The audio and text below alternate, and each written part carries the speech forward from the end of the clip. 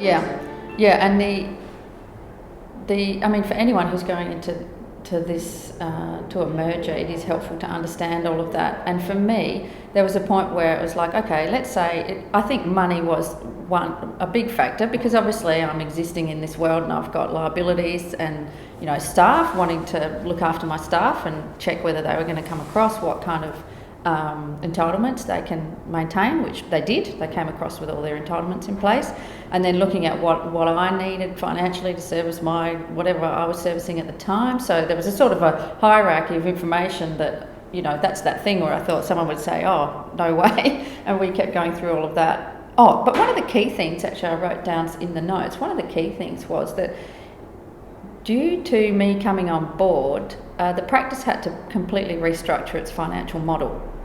And that came at a cost. And at no point, I mean, I've reflected on this, at no point have Steve and Paul said, oh God, that was so expensive. So I think that's the overall attitude of, generosity, but also saying, yeah, we definitely want to do this. And so that restructure happened over a period of a year or a year and a half or 2 years.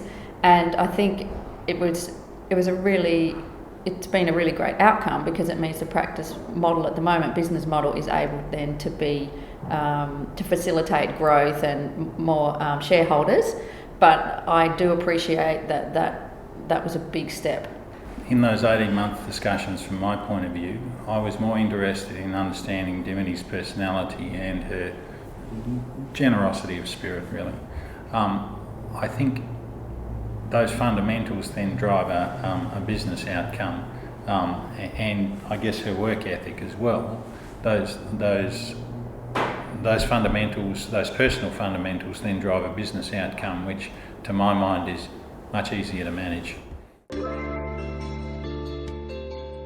No, only in the sense that there's change there, and instead of just, for me, instead of running my practice just on my own and not having to discuss anything with anyone or get anybody's agreement, there's just a change in that process and those habits to sort of say, oh, hold on, I actually have to, I have to take that back up to Paul and Steve and have a bit of a chat about how we want to manage that.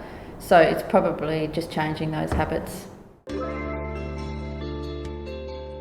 It does, yeah. And it also means you're sharing some of that responsibility of all that decision making, which is fantastic, and is a big relief, actually, to be able to say, hey, what do you think about this at that higher level, which I never had before, which is great. So. And that's the big benefit for me, is that ability to discuss an idea, to have somebody who's like-minded but can approach it from a completely different way for whatever reason, and that discussion then initiates a further consideration, which then brings us to consensus, and we decide the way forward.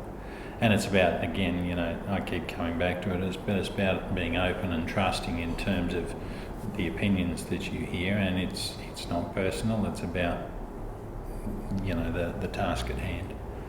And what I think is really successful at the moment is that Paul and I and Steve make decisions collectively. So there's not that factional parts of the office, or one director making one decision and everybody going off doing different things, and that takes a bit of effort, actually, and it takes we have to make the time to be able to be responsive to the decisions that need to be made.